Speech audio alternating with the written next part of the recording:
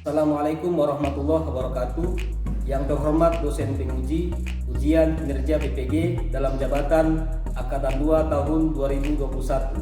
Perkenalkan, nama saya Amaluddin Mahabu Subuh MPDI, mahasiswa PPG dengan NIM 217111086. Saya guru pendidikan agama Islam di SMA Negeri 2 Kota Mobagu, Provinsi Sulawesi Utara. Pada kesempatan ini, Senin 29 November 2021, saya akan melaksanakan kegiatan praktek pembelajaran untuk memenuhi ujian kinerja PPG dalam jabatan Angkatan 2 tahun 2021 dengan mengambil tema strategi dakwah dan perkembangan Islam di Indonesia. Pembelajaran ketiga. Untuk lebih jelasnya, berikut video praktik pembelajaran yang telah saya laksanakan. Mohon saran dan masukan Bapak Ibu dosen, penguji, agar kedepannya proses pembelajaran saya lebih baik dan saya lulus menjadi guru profesional. Assalamualaikum warahmatullahi wabarakatuh.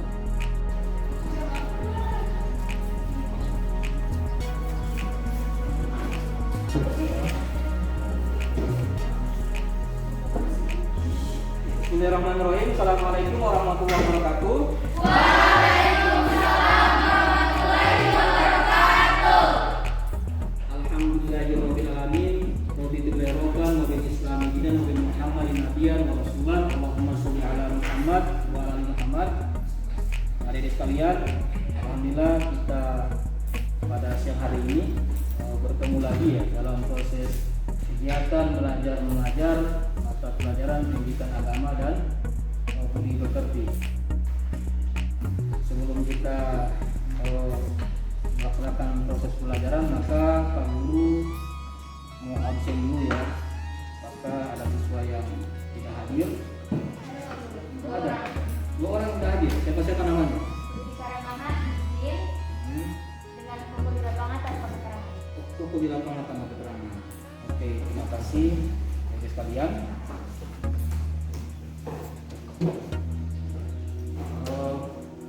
Sebelum kita belajar, kita berdoa dulu. Bapak Alhamdulillah bisa mendoa. Teman-teman, sebelum kita belajar, marilah kita berdoa. A'udzubillahi minasyaitonir rajim. Bismillahirrahmanirrahim. Rabbi zidni ilman warzuqni fahman. Amin. Doa selesai. Oke, terima kasih Alhamdulillah. Sama-sama. Doa pada siang hari ini. Pak Guru tanya yang semua ini. Alhamdulillah. Jadi kami sampaikan bahwa kita harus selalu menjaga kesehatan, apalagi pandemi belum berakhir. Sehingga penting bagi kita semua untuk menjaga kesehatan kita.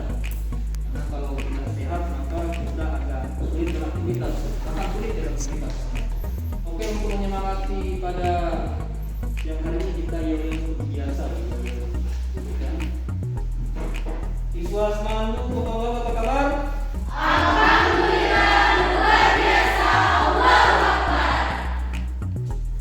Ini semangat semua ya. Jadi pada siang hari ini materi yang akan saya sampaikan tentang strategi dakwah dan perkembangan Islam di Indonesia. Sebelumnya Pak Guru sampaikan dulu ya tujuan dari pembelajaran ini. Apa tujuan pembelajaran tentang materi strategi dakwah dan perkembangan Islam di Indonesia? Ada 5 hal yang tujuan kita pembelajaran kita. Yang baik, yang pertama dengan pembelajaran ini ya, adik-adik bisa menghayati ketentuan dakwah berdasarkan syariat Islam dalam perkembangan Islam di Indonesia dengan istiqomah. Ini yang pertama. Yang kedua, mengamalkan ketentuan dakwah berdasarkan syariat Islam dalam memajukan perkembangan Islam di Indonesia. Kemudian yang ketiga, menghayati sikap moderat ya, dan santun dalam berdakwah. Jadi dengan mempelajari ini, adik-adik bisa paham bagaimana kemudian proses dakwah Islam di Indonesia, ya, terutama Islam dibawa dengan kesantunan, tidak dengan kekerasan. Kemudian mengamalkan sikap moderat itu dalam sehariannya. Kemudian menganalisis strategi dakwah dan perkembangan Islam di Indonesia. Bapak mau sampaikan bahwa pada siang hari ini sudah bagi kelompok ya pada minggu lalu setelah kita melaksanakan proses pembelajaran, karena kita akan menggunakan metode pembelajaran jigsaw ya. Jadi sudah terbentuk kelompok asal kan, sementara kita akan membentuk kelompok ahli. Jadi ada kelompok asal, ini ada kelompok 1, kelompok 2 dan kelompok 3. Selanjutnya setelah ke kelompok ahli masing-masing, kemudian akan berdiskusi ya di situ. Kemudian setelah itu kita kembali ke kelompok asal. Tapi sebelum kita undang kelompok ahli, dengarkan dulu atau perhatikan dulu penyampaian Pak Guru ya, pengantar untuk materi pada siang hari ini. Untuk materi pada siang hari ini, pertama adalah strategi dakwah Islam di Indonesia. Jadi persebaran agama Islam ya di Indonesia tentu berperan besar dengan adanya agama Islam yang terus berkembang secara pesat ya. Jadi Islam di Indonesia itu perkembangannya sangat cepat ya. Dan tentunya ada teori tentang bagaimana masuknya Islam di Nusantara ya. Pertama ada namanya teori Mekah. Lihat slide saya ya, kalau materi ibu kalian. Pertama, Islam masuk ke Nusantara dibawa langsung oleh para musafir dari Arab. Itu yang pertama ya sekalian. Yang kedua, ada teori Gujarat ya. Jadi teori Mekah abad ke-7, kemudian teori Cina ya. Teori Cina dulu di abad ke-9 bahwa Islam masuk melalui Muslim Cina ya. Kemudian ada teori Gujarat di abad ke-13 ya, bahwa Islam masuk ke Indonesia dari Gujarat atau dari India. Gujarat itu dari India sekarang. Kemudian yang keempat teori Persia pada abad ke-13 juga. Jadi disampaikan oleh Akhir Hussein ya, Jayadiningrat, bahwa Islam masuk Nusantara pada abad ke-13 masih di Sumatera. Selanjutnya 4 itu lanjutannya. Kemudian mengapa Islam dapat diterima di Nusantara? Pertama, agama Islam tidak mengenal kasta. Jadi ada kasta itu yang strata sosial, kaya miskin, menengah dan seterusnya. Tidak ada dalam Islam. Di mata Allah itu semuanya sama. Kemudian penyebaran agama Islam di Indonesia secara damai tanpa paksaan. Jadi Islam menyebar di Indonesia tanpa ada perang. Tidak ada yang masuk Islam ya, tidak, tapi dibawa secara damai misalnya. Kemudian cara masuk Islam sangat mudah dan ibadahnya sangat sederhana ya dalam beribadah. Makanya Islam Nusantara cepat diterima. Kemudian ada faktor lainnya, faktor kekuasaan hukumnya kerajaan Majapahit pada abad ke-15. Kita sudah belajar sejarah juga dan itu dipelajari tentang kerajaan Majapahit. Jadi ada 4 hal itu mengapa Islam masuk di Nusantara. Kemudian lanjut ya, apa kira-kira sarana dakwah Islam di Indonesia? Ada beberapa hal ya sarana dakwah Islam masuk di Indonesia. Pertama adalah jalur perdagangan. Tadi misalnya teori Mekah ya, bahwa Islam masuk dari musafir Arab, mereka itu dagang, hampir dagang ya, termasuk juga teori Cina, hampir semua itu masuk dari jalur laut, karena itu transportasinya adalah jalur laut, kemana pesawat terbang ya. Jadi jalur laut paling banyak, sehingga Islam lewat para musafir kemudian melakukan perdagangan, sehingga terjadi interaksi antara masyarakat pribumi. Mereka yang berdagang ini kemudian melakukan sambil berdakwah, sehingga Islam terterima di sini dalam jalur perdagangan. Yang kedua adalah perkawinan. Jadi ada musafir atau orang-orang waktu itu yang berdakwah dalam Islam, kemudian menikah ya dengan kaum pribumi, dan kaum pribumi masuk Islam.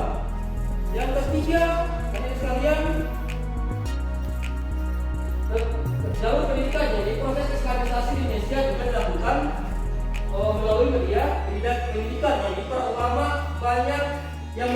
melaksanakan pendidikan Islam. Itu ya. Dan yang terakhir selanjutnya ya,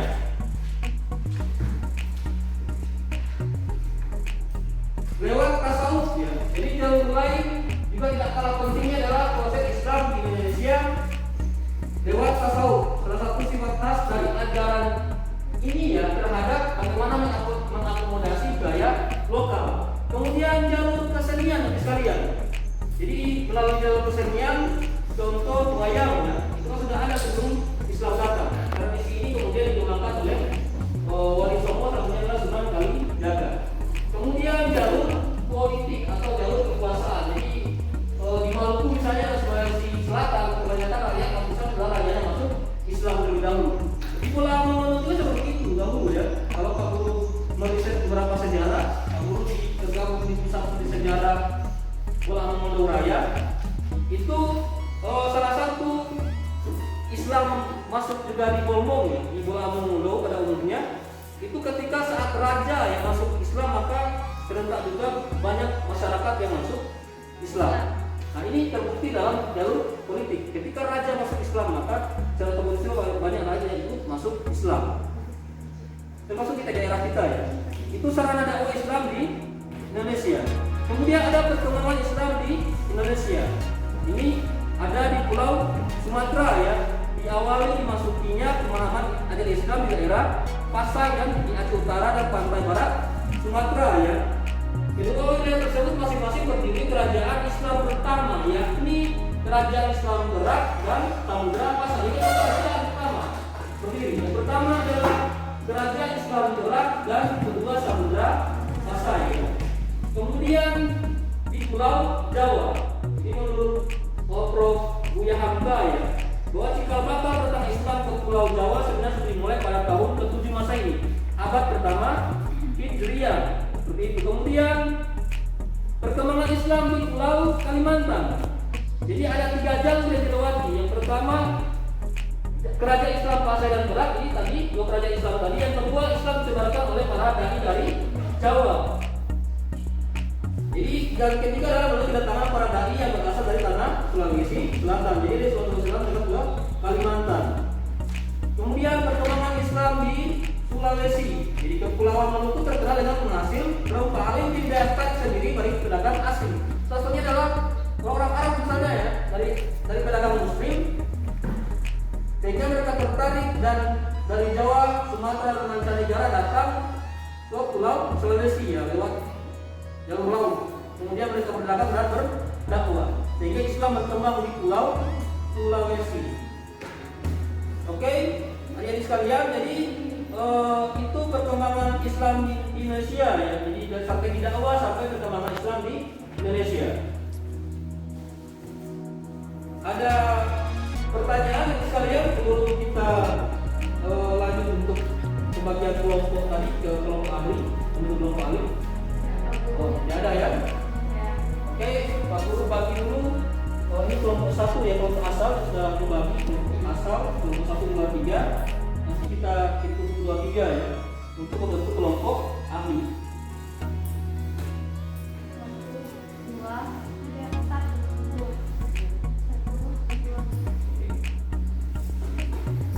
1, 2, 3,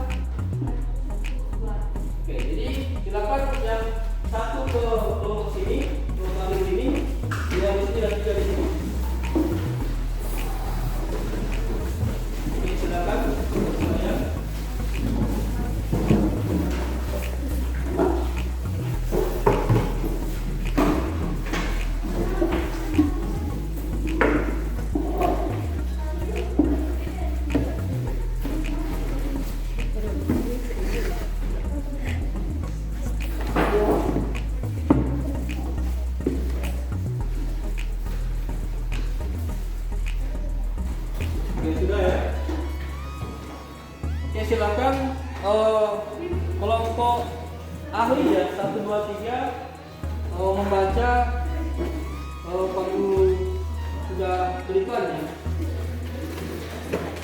Nanti di sebentar dipresentasikan kembali tentang strategi dakwah, kemudian perkembangan Islam di Indonesia ya. Anak punya kesenian, dia punya politik, anak punya pendidikan.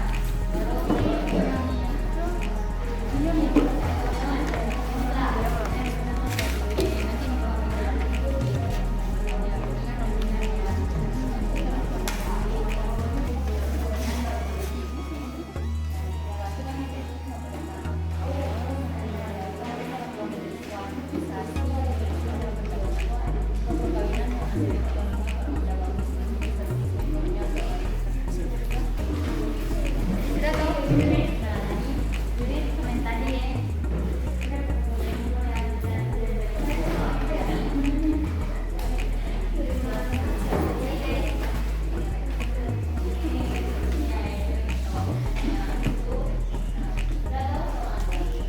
Jadi yang saran dari aku nanti coba.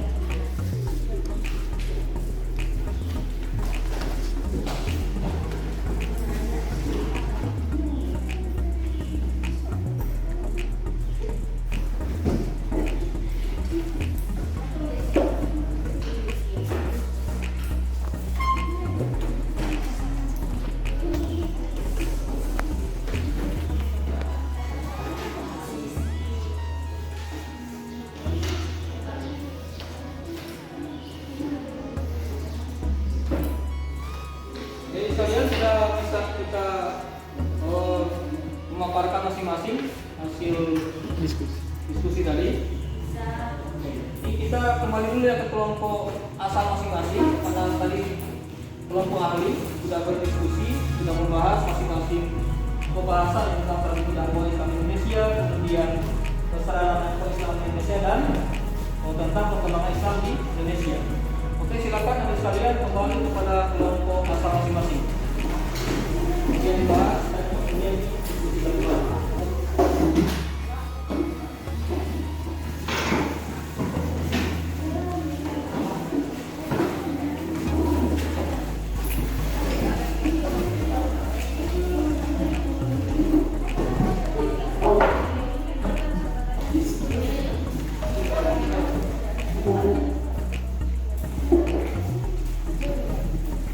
Masing-masing memaparkan dulu ya dari kelompok.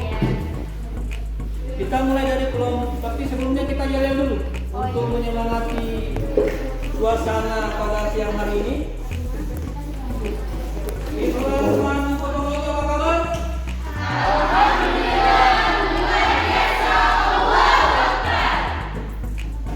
Oke, kita mulai kelompok 1. Silakan kelompok 1 menyampaikan pemaparannya. Silakan. Bismillahirrahmanirrahim. Assalamualaikum warahmatullahi wabarakatuh.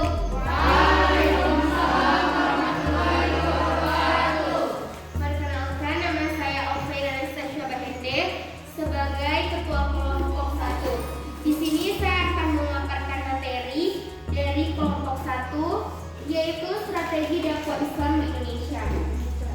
Persebaran agama Islam di Indonesia tentu berperan dengan adanya agama Islam yang terus berkembang pesat di Indonesia, bahkan hingga saat ini. Persebaran agama Islam ini dilakukan dengan strategi dakwah yang dilakukan para pendahulu agar seluruh masyarakat dapat menerima agama Islam. Yang kedua, Islam dapat diterima di Nusantara karena agama Islam tidak mengenal kasta.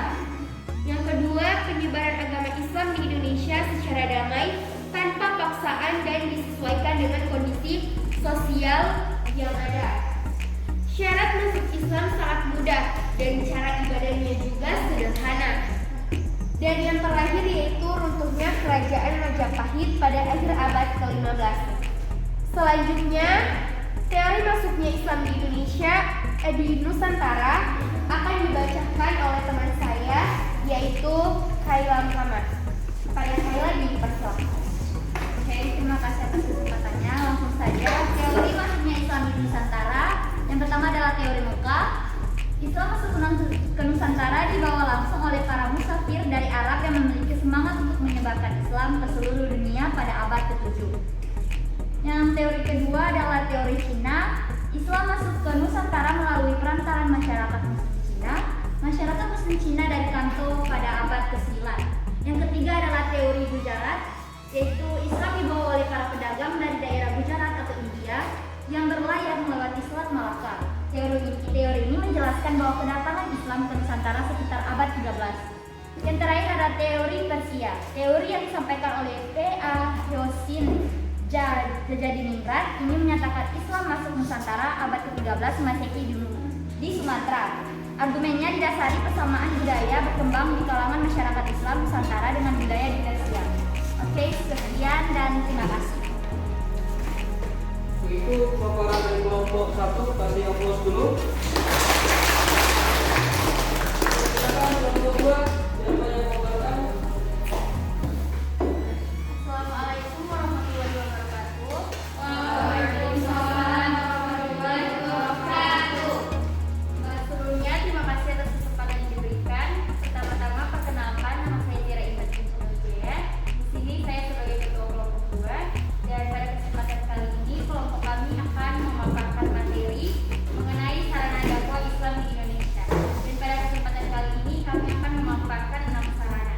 Untuk 6 sarana ini akan dipaparkan oleh teman kelompok saya yaitu dengan Ibu. Baiklah, terima kasih atas kesempatan yang telah diberikan. Langsung saja, sarana dakwah Islam di Indonesia. Yang pertama yaitu ada perdagangan. Pada tahap awal, saluran yang dipergunakan dalam proses Islamisasi di Indonesia adalah perdagangan.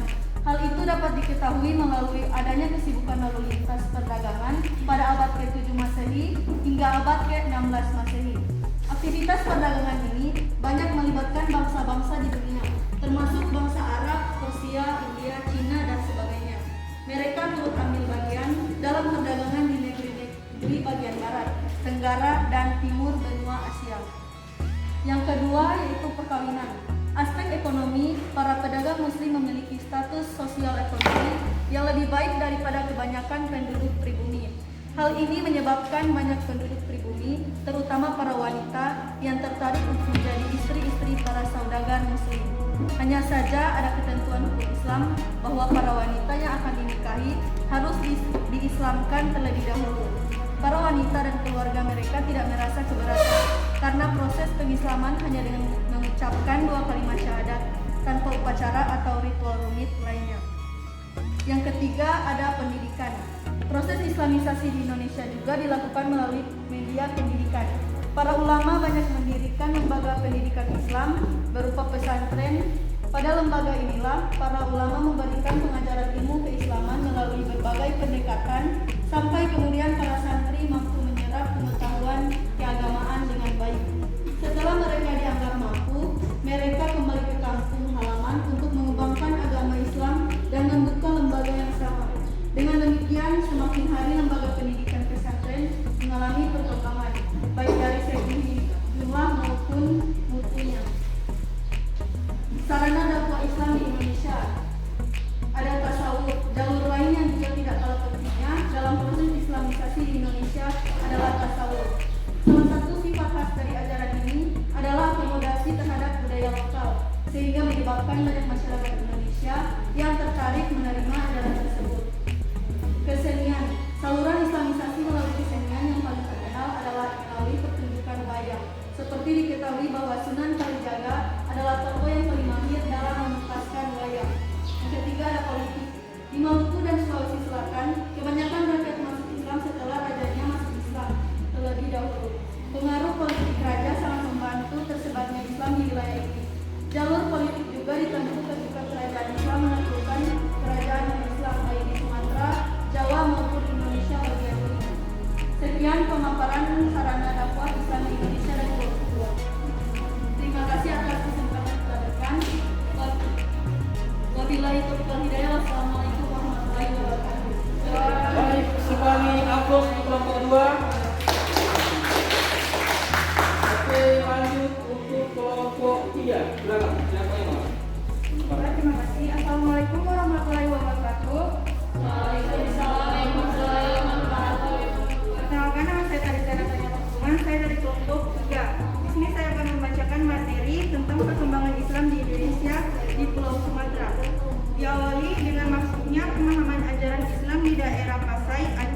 Utara dan pantai barat Sumatera.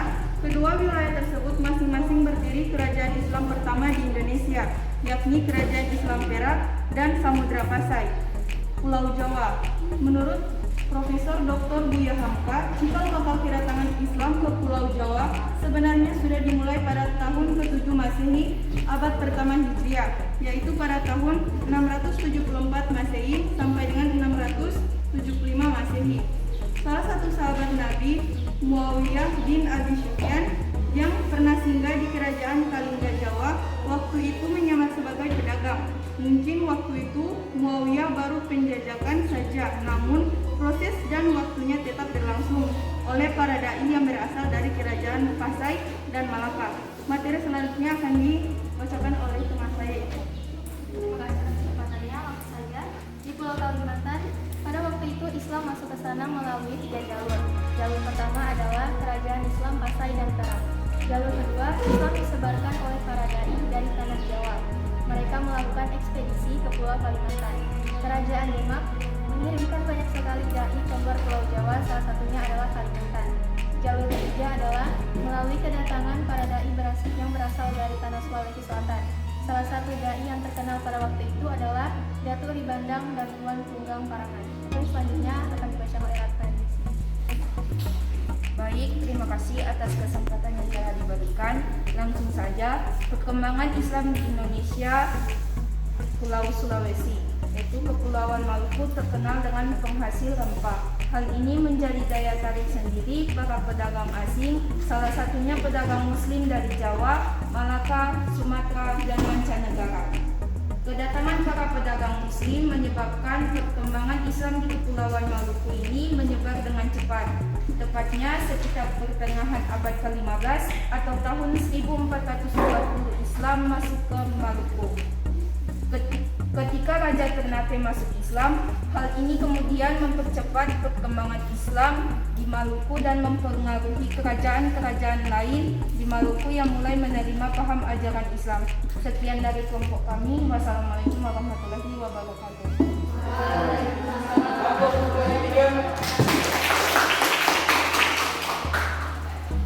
Sekalian, masing-masing kelompok sudah menyampaikan kesimpulan hasil diskusi masing-masing ya, dipaparkan tadi.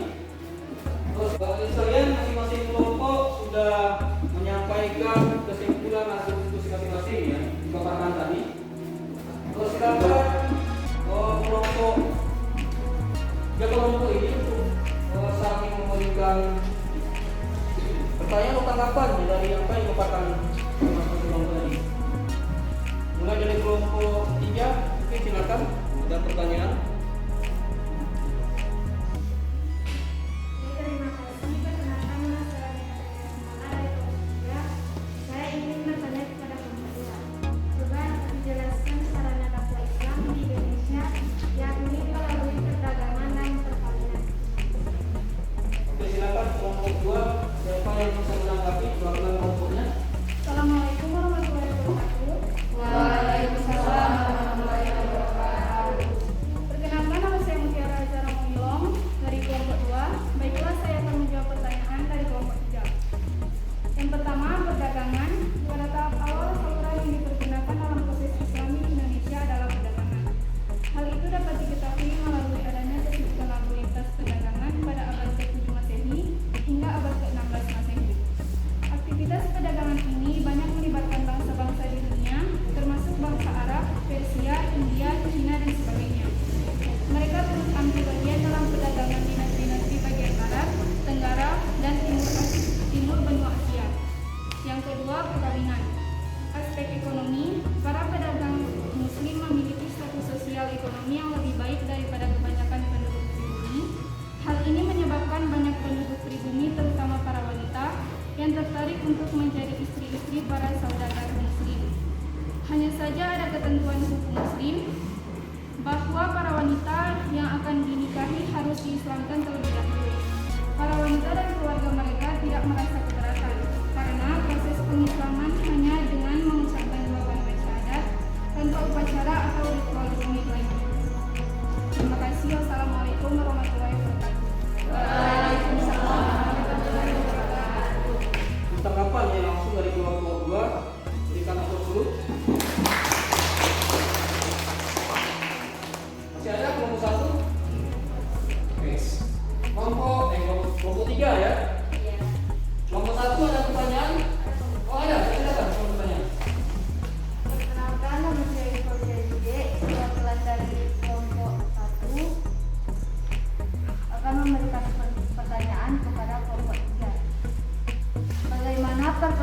Islam di Indonesia, khususnya Pulau Sumatera dan Jawa. Terima kasih. Jadi itu pertanyaannya, bagaimana perkembangan Islam di Indonesia harus Pulau ya, Sumatera dan Jawa. Oke, untuk menanggapi ada, oke silakan menanggapi. Baiklah, pertama-tama perkenalkan nama saya Faira Mukago. Saya akan menjawab pertanyaan dari kelompok 1. Perkembangan Islam di Indonesia di Pulau Sumatera diawali dengan dimasukinya pemahaman ajaran Islam di daerah Pasar di Aceh Utara dan Pantai Barat Sumatera. Kedua wilayah tersebut masing-masing berdiri kerajaan Islam pertama di Indonesia, yakni Kerajaan Islam Perak dan Samudra Pasai. Di Pulau Jawa, menurut Profesor Dr.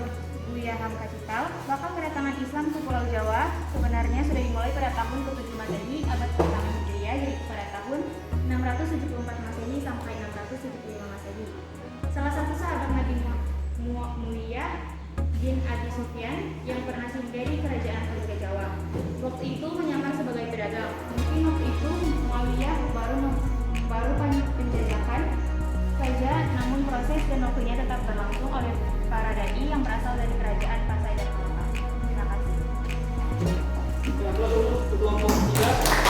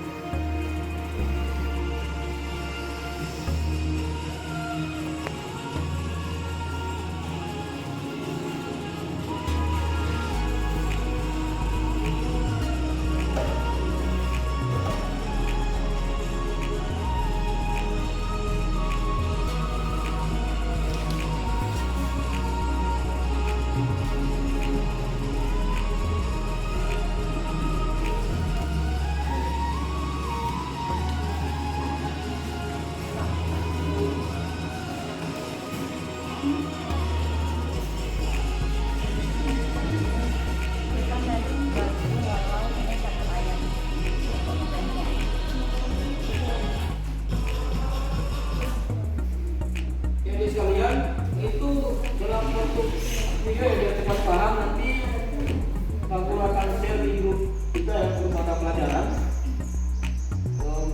kesimpulan ini tentang video pembelajaran ini.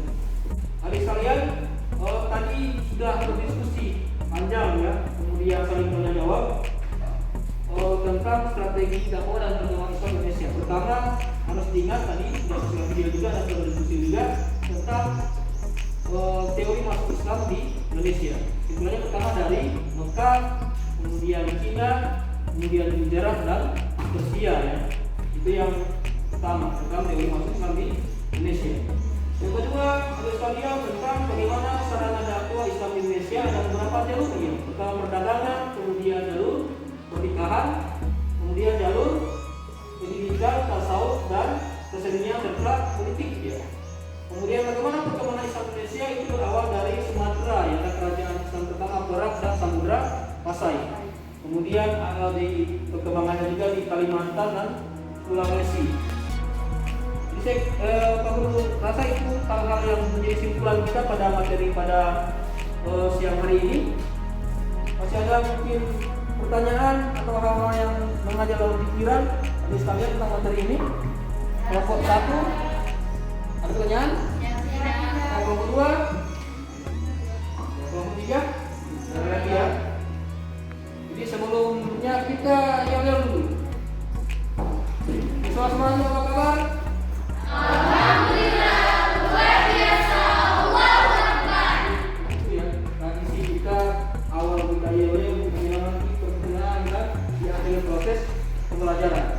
Aku sampaikan kepada kalian sebelum kita mengakhiri proses pembelajaran ini, aku sampaikan untuk selalu menjaga protokol kesehatan.